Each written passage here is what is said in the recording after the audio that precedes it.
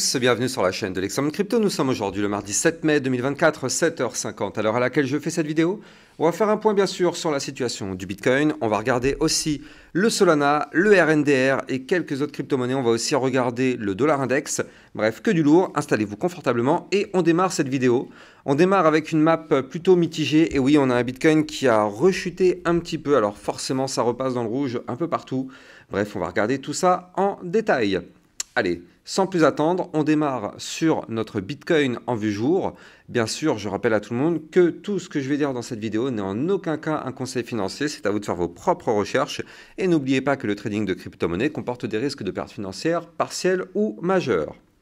Allez, notre Bitcoin qui malheureusement a été rejeté hier par la résistance que je vous avais donnée ici, à 65 535 $. Regardez ça, c'est juste ultra chirurgical. Je vais zoomer un petit peu. Regardez, on a fait une mèche ici qui est venue toucher ici pile poil la résistance. On s'est fait rejeter, c'est ultra chirurgical. Malheureusement, on n'a pas réussi à repasser au-dessus.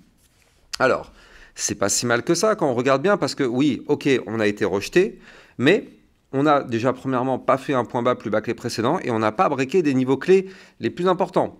Je rappelle que là, on a un support clé qui se trouve à 62 231 $ et on a aussi ici donc un ruban de moyenne mobile qui se trouve juste ici qu'on est actuellement pile poil dessus. Donc pour l'instant, on va dire ça tient. Pour l'instant, c'est pas catastrophique. On a eu une chute effectivement suite au rejet par la résistance, c'est vrai, mais c'est pas dramatique. Pour moi, ça commencerait effectivement à être un petit peu dangereux si on vient à perdre les 62 231, voire même les 60 777. Ça, je vous l'avais déjà dit, ce niveau clé-là, il ne faudra jamais le perdre. Sinon, malheureusement, on s'exposerait de nouveau à une chute qui peut être plus ou moins prononcée tout de même. Mais bon, là, pour l'instant, ça va. On est en train de graviter autour d'une zone de résistance des 63 264. Donc bon, en réalité, c'est juste que ma résistance est pas tout à fait bien dessinée en fait. Si, en fait, c'est bon. Non, c'est ça. Donc là, on est en train de graviter autour de la résistance des 63 264 $. Bon, pour l'instant, ça nous sert un petit peu de support. On est encore un petit peu au-dessus. Donc là, en réalité, de toute façon, tant qu'on n'arrive pas à breaker la résistance des 64 464 qui est ici, malheureusement, ce n'est pas la peine d'espérer quoi que ce soit du côté du Bitcoin. Il y en a qui sont déjà en train de parler d'un Bitcoin à 100K. J'ai vu le 15 mai ou quelque chose comme ça. Au bout d'un moment, les amis, bon, faut arrêter, faut être sérieux quand même. Il faut respecter les marchés financiers. On est en train de construire. On est en train de construire quelque chose et on sait que ça prend du temps. Il faut arrêter. Je ne sais pas qui vous a mis en tête que la crypto-monnaie va vous rendre riche et riche rapidement. Mais en tout cas, ces personnes-là, vous pouvez leur dire que ce sont des gros menteurs. Et deuxièmement, tout prend du temps. Tout prend du temps. Pour commencer à s'en sortir sur un marché financier, il faut être patient.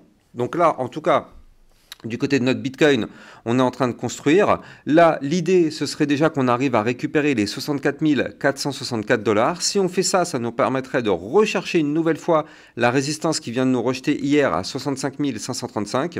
Et si on arrive à casser cette résistance, ça nous permettrait de revenir rechercher la grosse résistance qui nous a fait tant mal. Ici, vous le voyez, 66 956, ça nous a fait très très mal ici sur la phase de tentative de retour au-dessus de cette résistance. Malheureusement, elle nous a rejeté. Boum, énorme rejet suite à cette résistance. Donc là, en tout cas, les 66 956, ce serait une résistance incroyablement difficile à breaker. Donc si on arrive à la breaker, ça nous permettrait d'aller remonter 69 005, voire même le haut du range, je le rappelle, à 71 333 $.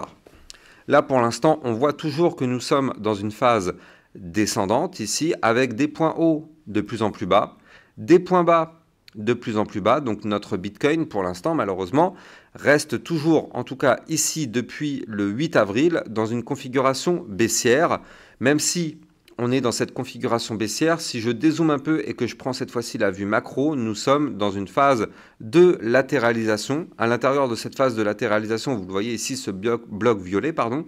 À l'intérieur de cette phase de latéralisation, ici, on a cette phase baissière.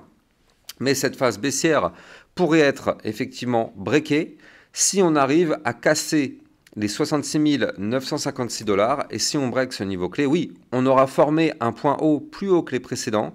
Et là, dans ce cas-là, ça voudrait dire qu'on casse la tendance baissière et qu'on voudrait reprendre de la force. Et dans ce cas-là, effectivement, pourquoi pas revenir chercher les 71 333, voire même des points plus hauts. Pourquoi pas, ce sera une éventualité. Mais tant que malheureusement, on n'arrive pas à breaker ces niveaux clés, nous sommes bel et bien bloqués.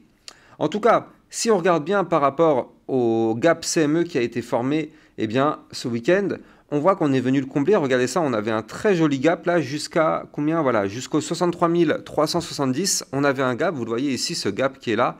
Tac. Eh bien, ce gap a été comblé. Ici, on le voit parfaitement. Donc là, c'est pour ça qu'on a chuté un petit peu. Hein. On est venu combler le gap. Et quand on regarde par rapport à notre Bitcoin, bah oui, c'est ce qui nous a fait chuter effectivement hier, ici. Ça, c'est la bougie qui nous a permis de combler le gap CME. En tout cas, mettons-nous en vue 4 heures pour avoir encore plus d'informations sur notre Bitcoin. Alors, en vue 4 heures, c'est là où ça devient intéressant. C'est là où ça devient même très intéressant. En fait, je ne sais pas si vous le voyez là tout de suite, la première chose qui est censée vous faire tilter, c'est ça en fait. C'est déjà ces bandes de Bollinger. Regardez ça. Regardez ces bandes de Bollinger sur le Bitcoin en vue 4 heures. Vous l'avez compris? Oui, ça c'est annonciateur d'un mouvement ultra volatile en cours de préparation. Alors attention, ultra volatile, ça ne veut pas dire que ça va aller vers le nord. On ne sait pas, je le rappelle, personne ne peut prétendre savoir dans quelle direction va aller le Bitcoin. On peut juste faire des anticipations. Les personnes qui vous disent le Bitcoin va faire ci ou le Bitcoin va faire ça, ce sont des menteurs. Là, on a un Bitcoin qui pour l'instant est dans des bandes de Bollinger très resserrées. Donc là, il faut s'attendre à un mouvement volatile important. Mais pour ça, il va falloir breaker d'un côté ou de l'autre ce range. Alors, déjà, il faut bien comprendre que si on break déjà par le bas des bandes de Bollinger, ici, à 62 754 $, eh bien déjà, ce sera malheureusement pas une bonne nouvelle parce que ça, ce sera déjà annonciateur d'un début de mouvement volatile malheureusement baissier. Pour aller chercher dans un premier temps le bas du range qui se trouve quant à lui à 62 170 $. Et si on break ce range par le bas, malheureusement, ce serait pour chuter et réintégrer, regardez ça, je vais le prolonger, réintégrer malheureusement ce canal descendant.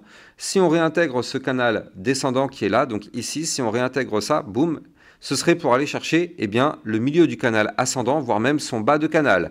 Attention, en cours de route, on a quand même la zone de support majeure des 60 777 ici. Donc ça, vous l'avez compris, on ne veut surtout pas voir une cassure par le bas de ces bandes de Bollinger. Donc ça, c'était le scénario bear. Maintenant, mettons sur la table le scénario bullish. Je rappelle qu'on fait du trading et de l'analyse technique. Il faut toujours exposer les deux scénarios. Comme ça, on est sûr et certain de ne pas se faire avoir. Donc là, on a vu le scénario bear. Maintenant, du côté du scénario bullish. Le scénario bullish, ce serait ça. Ce serait qu'on arrive à casser ce range par le haut. Vous le voyez ici, tac. On arrive à breaker ce range par le haut. Donc les 64 005. On arrive à breaker ce niveau clé par le haut. Boum, on va chercher la résistance des 64 464, donc cette résistance que pour l'instant on n'a pas réussi à breaker. Et donc là, effectivement, on a un dernier point haut qui se trouve ici à 64 564 en vue 4 heures. Si on break ce niveau clé, ça nous permettrait par la même occasion de breaker ces bandes de Bollinger par le haut. Et ça, eh bien dans ce cas-là, ce serait pour avoir potentiellement un mouvement assez explosif, cette fois-ci vers le nord, pour aller chercher les 65 535 et les 66 956 $. Donc vous l'avez compris, ça partira d'ici, ça partira de cette cassure de range par le haut.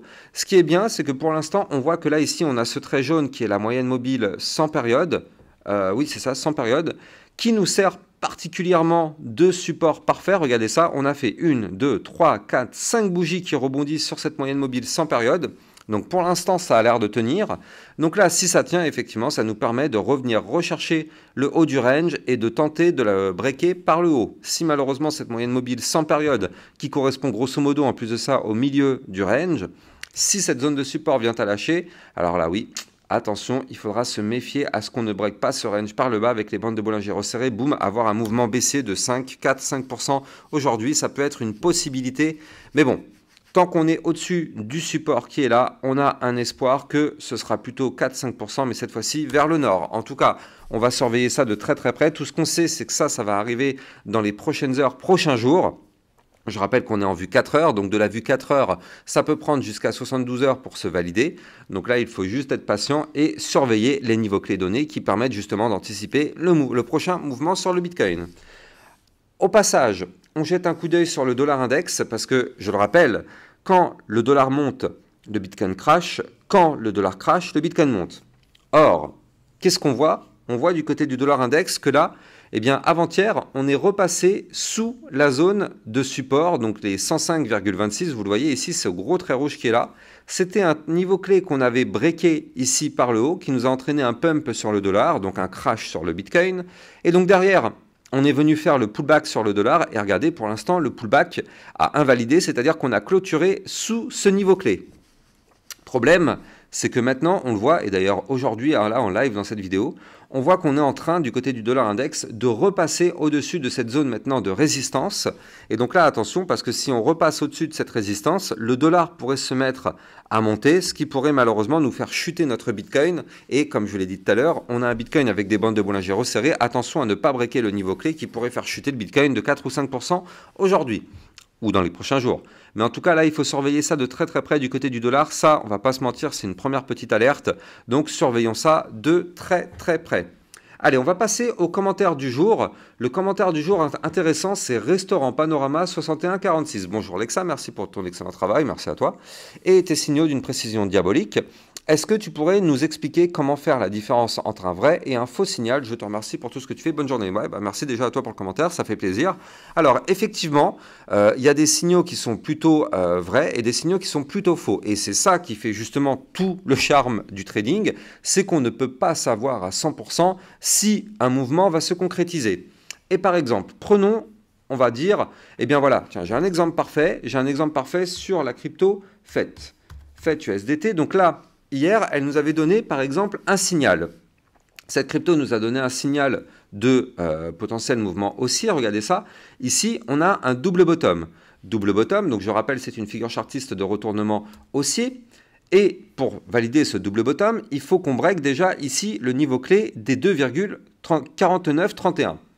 Qu'est-ce qu'on voit hier déjà? On voit qu'on est venu chercher ce niveau clé, on est même venu chercher, pardon, le niveau clé à breaker, c'est les 2,5253 et on est venu chercher pile poil le niveau clé hier. C'est d'ailleurs celui que je vous avais donné hier dans ma vidéo concernant les crypto-monnaies de l'intelligence artificielle. Je ne sais pas si vous l'avez vu cette vidéo, mais dedans j'analyse toutes les cryptos IA, donc si vous êtes intéressé, n'hésitez pas à aller la regarder. Donc là, on est venu chercher le niveau clé. Donc là, effectivement, on a un signal que cette crypto aurait envie de vouloir remonter pour former ce double top et aller chercher des points plus hauts.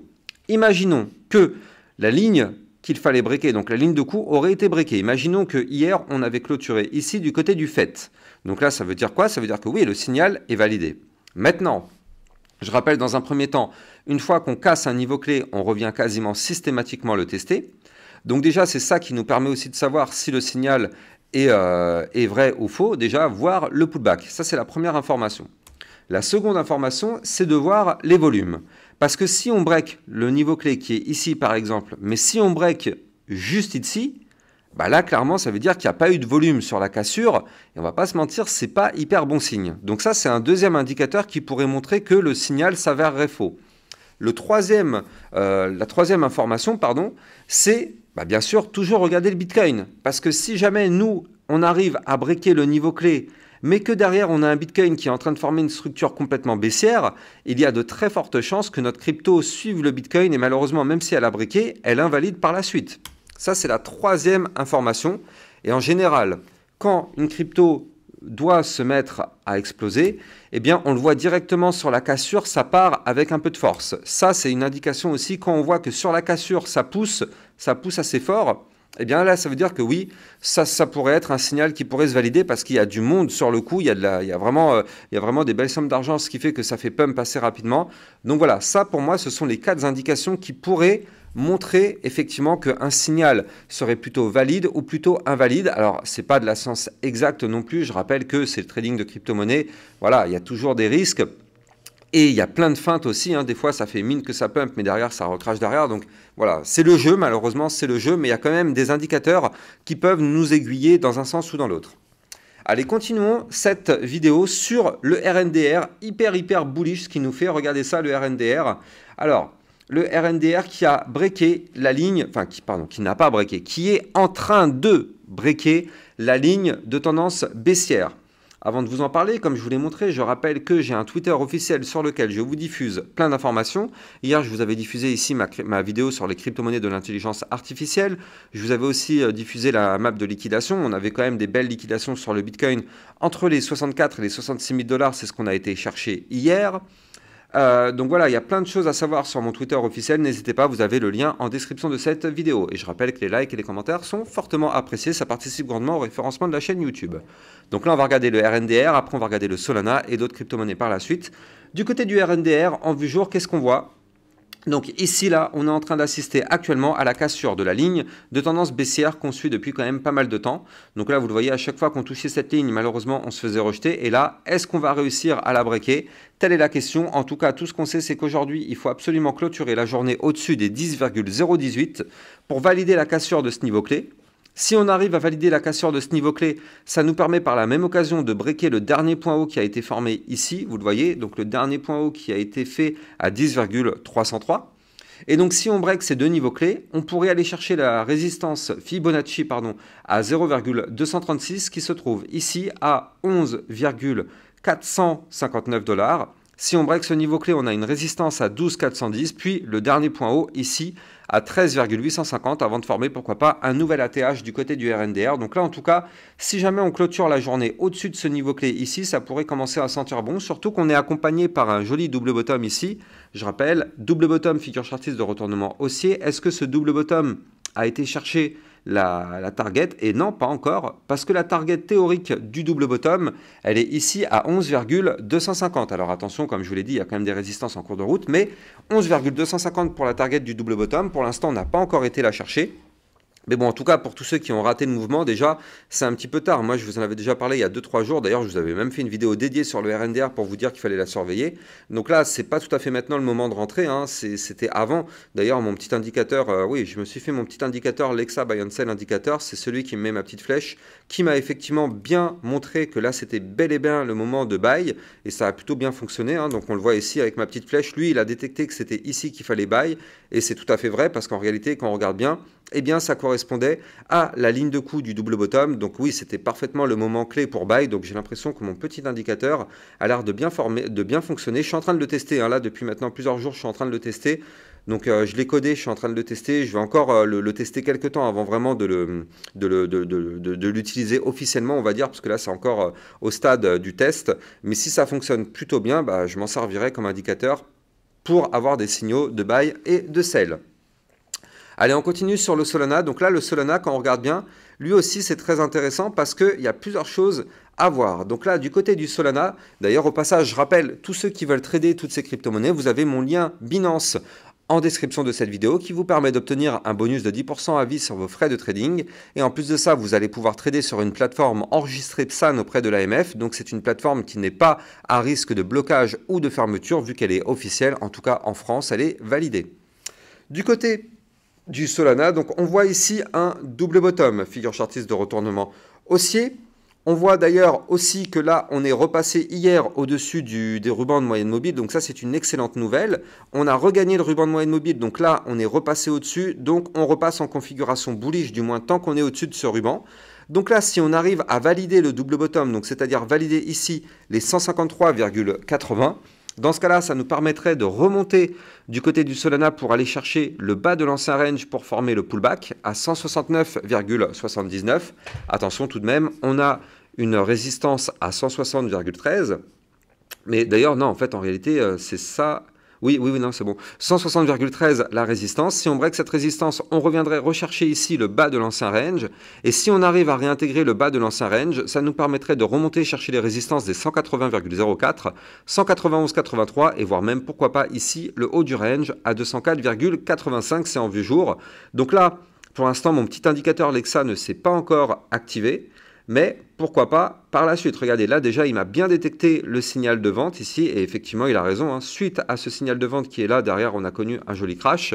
Donc là, il ne m'a pas encore activé ma petite flèche verte. Donc je vais patienter encore un petit peu. Mais pour l'instant, on est juste pile poil sous la ligne de coup du pattern. Donc on va voir si on arrive à valider tout ça. Bref, en tout cas, je vous ferai une vidéo sûrement ce midi pour une crypto-monnaie que vous allez me demander ou bien sinon que moi je trouverai. Donc n'hésitez pas à me mettre en commentaire ce que vous souhaitez. Et j'ai plus qu'à vous souhaiter maintenant une excellente journée et je vous dis peut-être à ce midi pour une prochaine vidéo. Sinon ce sera à ce soir. Ciao ciao!